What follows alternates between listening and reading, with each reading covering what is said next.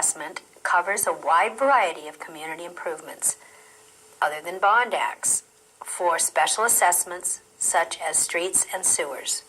In some counties, Mello-Roos is on the tax bill, and in some other counties, it is collected separately. This is the end of Topic 7, Escrow and Closing. We've studied proration, title insurance, legal descriptions, and tax issues in transferring property. Real estate finance, loans. In this section, I will be talking about California usury limits, title theory versus lien theory states, default and foreclosure, and government-backed loans. California usury limits. Usury is the charging of interest that is unreasonably high or beyond the legal limit set by the state. The California usury law makes a distinction between loans that are exempt from or covered by the law. Exempt loans include loans made by banks, savings and loans, and credit unions. Real estate loans made directly or arranged by a mortgage loan broker, and seller carryback loans. If you recall, a seller carryback is when the buyer offers to pay a certain purchase price. Let's pretend you're the buyer. You're going to buy a home valued at $100,000, which they don't have anymore. But anyhow, the purchase price is $100,000. You're going to get a loan for $80,000 or 80%, and you want to only put $10,000 down. So now the property is encumbered up to $90,000. You're going to ask the seller to carry back a loan or a note secured by a deed of trust for the remaining $10,000. Normally it's for a short term, maybe 3 years, something like that. So that's what a seller carryback is. Under the California usury law, the interest rate on a loan made primarily for personal, family, or household purposes cannot exceed 10% per year. However, a loan used for home improvement or home purchase and all other loans made by a non-exempt lender are limited to the higher of 10% or 5% plus the discount rate charged by the San Francisco Federal Reserve Bank. Title theory states versus lien theory states. California is a title theory state. It recognizes the lender as the owner of the property. When the question they ask on the state exam, it won't be asked this way, but is the state of California a title theory state or a lien theory state? The answer is title theory. What that means is a borrower in California signs a promissory note secured by a deed of trust which gives title to the lender. That's why it's called a title theory state. In a mortgage state, the mortgage is considered a lien on the property. That's the difference. Default and foreclosure. Foreclosure is the legal procedure used by lenders to terminate all rights, title, and interest of the trustor or mortgagor in real property by selling the property and using the sale proceeds to satisfy the liens of creditors. There are two ways to foreclose: by trustee sale and by judicial process. Any trust deed or mortgage with a power of sale clause may be foreclosed non-judicially by a trustee's sale or judicially by a court procedure. If you recall, judicial refers to a court procedure. Without the power of sale clause, the only remedy a lender has is a judicial foreclosure by a court proceeding. Most trust deeds and mortgages in California include the power of sale clause, so the lender may choose either type of foreclosure method. By the way, the power of sale refers to the power of sale by the trustee in a trust deed.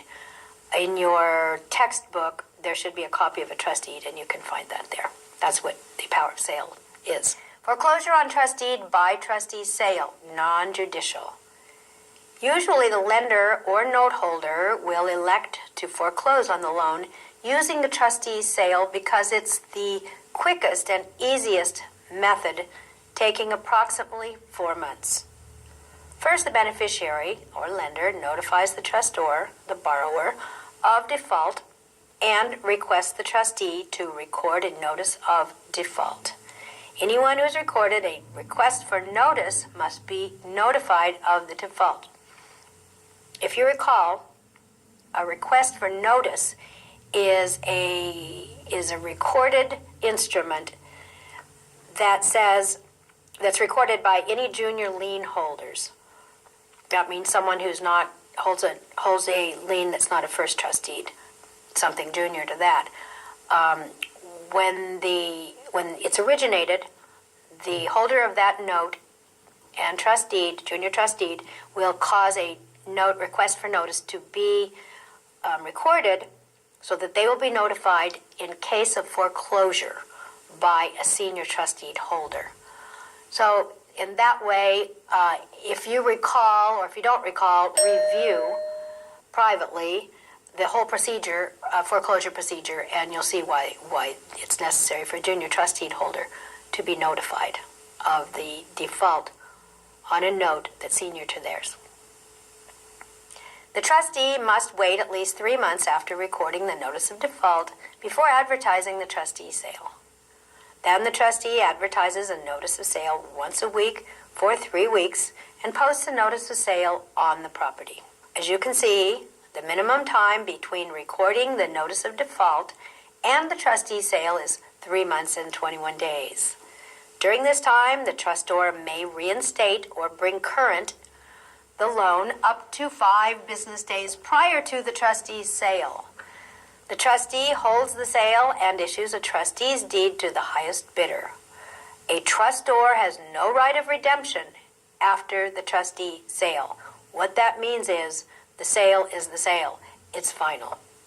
The borrower in default has to move out, and there is no redemption after the trustee's sale. Sometimes the proceeds of the sale are not sufficient to satisfy the debt being foreclosed. For example, your $100,000 home with the $80,000 first trust deed, you default on that loan, $80,000 loan, and it goes to sale, it gets foreclosed, and only sells for $60,000. So there's a $20,000 amount there that's not being paid, or deficient amount. That's where that term deficiency judgment comes from. If that happens, the note holder may sue on the promissory note to obtain a deficiency judgment against the borrower. A deficiency judgment is a personal judgment against a borrower for the balance of a debt owed when the security for the loan is not sufficient to pay the debt. However, this is important for you to recall, however, the note holder cannot obtain a deficiency judgment against the trustor under a trustee sale. Only with a judicial foreclosure is a deficiency judgment allowed. Foreclosure by court proceeding, judicial foreclosure. Default on a mortgage, unless the mortgage includes a power of sale clause, requires a court foreclosure. The mortgagee, the lender, goes to court to start the foreclosure. The court issues a decree of foreclosure and an order of sale. After publication and posting of the sale notice, the court-appointed commissioner sells the property to the highest bidder and gives the buyer a certification of sale. After a court foreclosure sale on a mortgage, the mortgagor, the borrower, gets to keep possession of the property. That's different from a trust deed, and has 1 year to redeem the property by satisfying the loan in full, including court costs and any interest or any other fees, unless the proceeds of the sale are sufficient to satisfy the secured indebtedness. Then the redemption period is only 3 months. This is called statutory redemption. Whenever you hear the word statutory, it means statute or law. What that means is no attorneys required. It's by statute, and the law says it's this, and so that sets the time frame. If after 1 year or 3 months the mortgagor does not redeem the property, a sheriff's deed is issued to the new buyer. If a trust deed is foreclosed in court, it's treated like a mortgage, and the trustor borrower may keep possession during the redemption period. Sometimes a lender with a trust deed may elect to foreclose by a court foreclosure. This may be the only way the beneficiary can obtain a deficiency judgment against the borrower. Let me just mention here, if the deficient amount is not that much, say $20,000, $30,000, it's reasonable to think the lender is not going to go to all the expense and time of a judicial foreclosure that could take up to a year or more. Meanwhile, they're not getting any payments, and it's just a bad deal. However, if that deficiency judgment is up there in the millions, it definitely would be in the interest of the lender to choose a judicial foreclosure rather than a trustee sale. Deficiency judgments. As mentioned earlier, a deficiency judgment is a personal judgment against a borrower for the difference between the unpaid amount of the loan plus interest, costs, and fees of the sale and the amount of the actual proceeds of the foreclosure sale. This means if the property sells for less than what is owed to the note holder, the borrower will be personally responsible for repayment after the deficiency judgment is filed. Only possible with judicial foreclosure. Deficiency judgment not allowed. If a lender, that would be a beneficiary or a mortgagee, chooses to foreclose a trust deed or mortgage with the power of sale, using a trustee sale, no deficiency judgment is allowed if the proceeds do not satisfy the debt and all costs.